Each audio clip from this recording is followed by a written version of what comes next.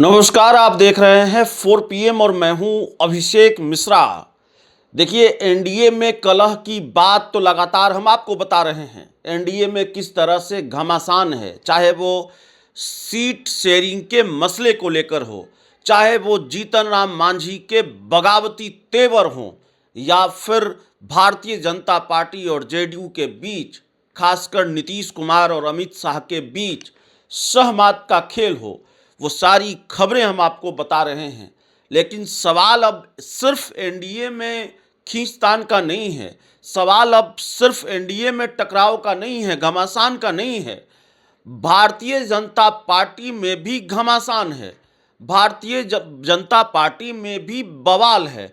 2025 के बिहार विधानसभा चुनाव को लेकर एनडीए का भी दावा है, एनडीए में शामिल सभी सहयोगी दलों का दावा है और भारतीय जनता पार्टी का तो चीख चीख कर दावा है 2025 में 225 सीटें जीतेंगे।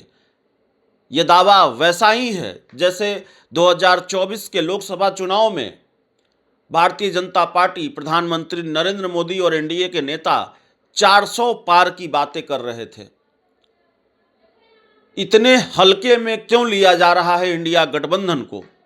बिहार में 243 ही विधानसभा की सीटें हैं और उसमें से 225 सीटें एनडीए ही जीत जाएगा क्या, ये सवाल है। तो खैर, हम आज इस गुना भाग पर बात नहीं करेंगे, हम बात करेंगे बीजेपी के अंदर मचे घमासान की।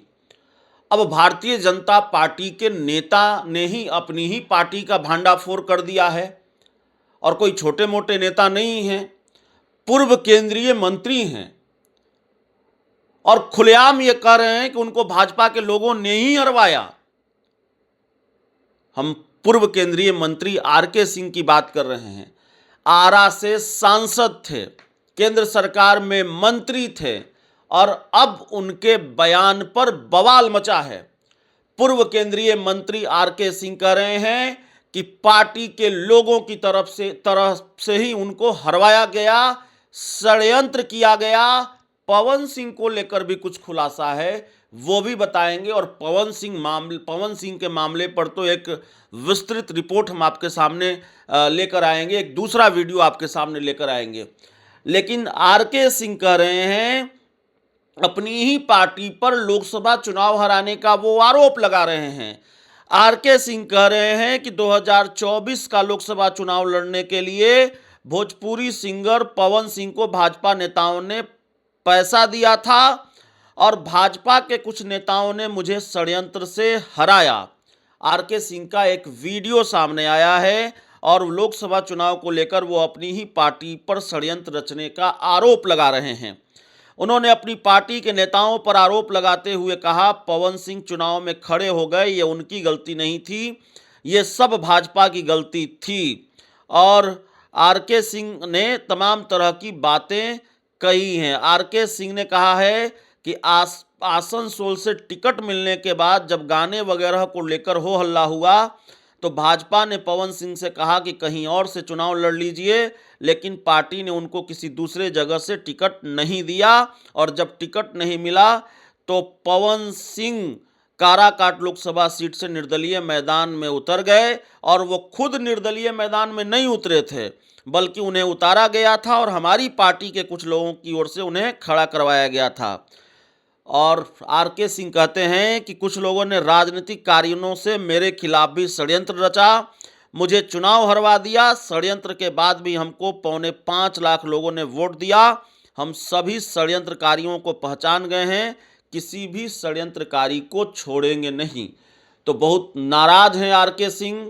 विधानसभा चुनाव लड़ने की बात भी वो कह रहे हैं, विधानसभा का चुनाव लड़ेंगे और साफ तौर पर वो अपनी ही पार्टी की पोल खोल रहे हैं, अपनी ही पार्टी का भांडाफोड़ कर रहे हैं, अपनी ही पार्टी पर चुनाव हरवाने का आरोप लगा रहे हैं, अपनी ही पार्टी के लोगों के बारे में कह रहे हैं कि पवन सिंह को पैसा देकर काराकाट से निर्दलीय चुनावी मैदान में खड़ा करवाया गया और पवन सिंह के निर्दलीय चुनावी मैदान में खड़ा होने से नुकसान किसको उठाना पड़ा, ये बताने की ज़रूरत बिल्कुल नहीं है। उपेंद्र कुशवाहा निपट गए, काराकाट लोकसभा सीट जो कभी उपेंद्र कुशवाहा के लिए आसान मानी जा रही थी। उपेंद्र कुशवाहा इस सीट से सांसद रहे हैं और उपेंद्र कुशवाहा चुनाव हार जाते हैं, और चुनाव ही नहीं हार जाते हैं, भद पिट जाती है। तीसरे नंबर पर उपेंद्र कुशवाहा होते हैं काराकाट लोकसभा सीट से, और यह सब कुछ तब होता है जब पवन सिंह अचानक चुनावी मैदान में आ जाते हैं, निर्दलीय चुनाव लड़ने का ऐलान कर देते हैं। और ये पहले से चर्चा थी कि ये खेल भारतीय जनता पार्टी का था। भाजपा ने उपेंद्र कुशवाहा को निपटाने के लिए खेल किया। भाजपा ने जब नीतीश कुमार को नहीं छोड़ा तो उपेंद्र कुशवाहा कहाँ इसमें शामिल होते हैं, और उपेंद्र कुशवाहा को क्यों छोड़ेगी। भाजपा ने पवन सिंह पर कार्रवाई में भी देरी की। जब दबाव बढ़ने लगा, जब लानत मलामत होने लगी कि बीजेपी के नेता एनडीए के उम्मीदवार उपेंद्र कुशवाहा के खिलाफ कैसे चुनाव में खड़े हैं और बीजेपी कार्रवाई क्यों नहीं कर रही है, तब पवन सिंह पर कार्रवाई हुई। हालांकि वो कार्रवाई दिखावा ही थी, क्योंकि अब संकेत मिलने लगे हैं कि पवन सिंह एक बार फिर भारतीय जनता पार्टी में शामिल हो सकते हैं। तो खैर, अब तो उपेंद्र कुशवाहा ने जब काराकाट की लोकसभा सीट से हार पर चुप्पी तोड़ी थी, तो एक तरह से उनका इशारा भी यही था कि बीजेपी ने ही खेल किया है, करवाया है। उन्होंने कहा था कि पवन सिंह आए थे या लाए गए थे, ये सबको पता है। अब तो भाजपा के नेता ही कह रहे हैं, और भाजपा के बड़े नेता कह रहे हैं। पूर्व केंद्रीय मंत्री आरके सिंह कह रहे हैं कि भाई मुझे भी हरवाया गया, मेरे साथ भी षड्यंत्र हुआ। अपनी ही पार्टी पर वो खुद को हराने का आरोप लगा रहे हैं, हरवाने का आरोप लगा रहे हैं। और पवन सिंह को लेकर खुलासा ये है कि भाई पवन सिंह को पैसा दिया भारतीय जनता पार्टी के लोगों ने निर्दलीय चुनावी मैदान में उतरने के लिए, काराकाट लोकसभा सीट से उतरने के लिए। तो बहुत विस्फोटक खुलासा कर दिया है भारतीय जनता पार्टी के नेता ने, भाजपा के पूर्व सांसद ने, पूर्व केंद्रीय मंत्री ने। और जाहिर तौर पर इतने विस्फोटक खुलासे के बाद भाजपा में बवाल तय है, भारतीय जनता पार्टी में बवाल तय है। और विस्फोट का असर एनडीए में भी होगा, एनडीए में भी इसकी तपिश महसूस की जाएगी, क्योंकि उपेंद्र कुशवाहा को लेकर खुलासा हुआ है कि भाई उपेंद्र कुशवाहा जिस पवन सिंह की वजह से हारे, उनको खड़ा किसने किया, उनको पैसा किसने दिया, पवन सिंह को पैसे दिए गए। तो जाहिर तौर पर यह बड़ा विस्फोटक खुलासा है, और ये बिहार की राजनीति को गरमाएगा। बीजेपी के बवाल की वानगी है ये बयान, और एनडीए में आगे गर्माहट और बढ़ सकती है, एनडीए में घमासान बढ़ सकता है, इसकी आहट भी सुनाई देती है ऐसे बयानों से, ऐसे खुलासों से। बहुत बहुत धन्यवाद।